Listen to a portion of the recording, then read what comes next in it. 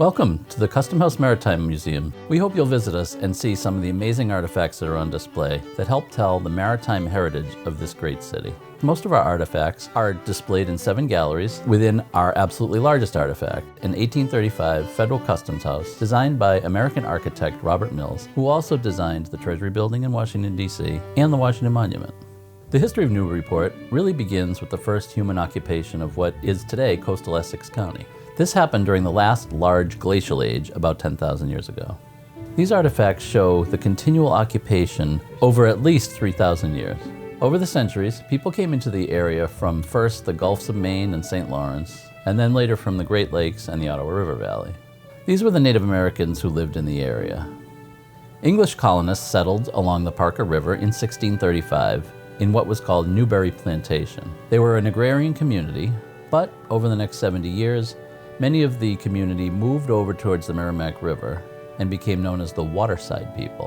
By 1725, the waterside dwellers really had their own economy going, and it was based on maritime industries like fishing, merchant trade, and shipbuilding. Merchant trade brought in a lot of activity from the West Indies, which included a lot of sugar and molasses, distilled here into rum in Newburyport. In the 1770s, Newburyport had 10 distilleries, which was in fact more than any other town in Massachusetts except for Boston. Because the waterside dwellers were no longer farmers, they petitioned the Massachusetts General Court in 1763 to form their own town. And the next year, in 1764, Newburyport was born.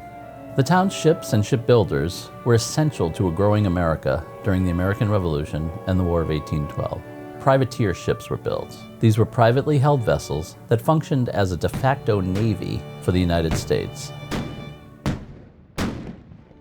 So once the country was formulated and we elected a president for the first time in 1789, something that came up pretty quickly was how are we going to pay for everything at a federal level? Alexander Hamilton, who was the Treasury Secretary, he came up with the idea of creating customs districts. So he created 10 customs districts. Newburyport was number 1. And whether you were on the way out exporting something to Europe or you were on the way in bringing stuff back from the Caribbean and Europe, you had to stop at the customs house and pay your taxes on those things. And that's where the money was coming from to run the federal government. Well, the idea was they needed to have some kind of an enforcement arm. And because everything was being shipped by ship, the enforcement arm that they created, Alexander Hamilton, was called the Revenue Marine. So this is a mural that was painted by a Coast Guardsman by the name of Willard Fitton. And it shows right here in the middle, that large sailing ship. That is the USS Revenue Cutter, Massachusetts. So the revenue cutters were these small, fast sailing ships, and they would be armed with 4, 5, or 6 cannons. And the idea was that they were quick,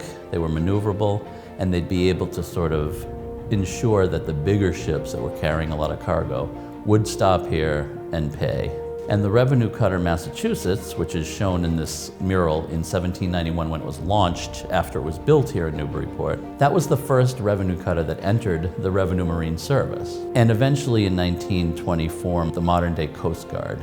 And so the Coast Guard of today traces their first ship back to this Revenue Cutter Massachusetts, which is why Newburyport is considered to be the birthplace of the Coast Guard.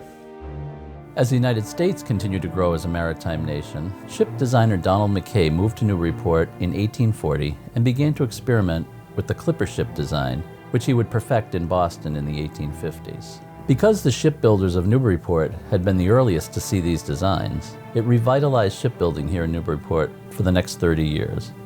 And in the 1850s, 60s, and 70s, Newburyport was to shipbuilding what Detroit is to automobile manufacturing today. The cornerstone of much of the town's late 18th and 19th century economies was the Marine Society of Newburyport.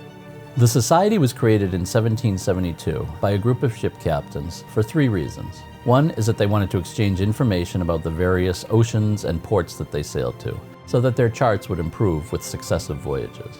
Second, they wanted to self-insure their ships. And third, they set aside funds to be used to care for widows and orphans of members who were lost at sea.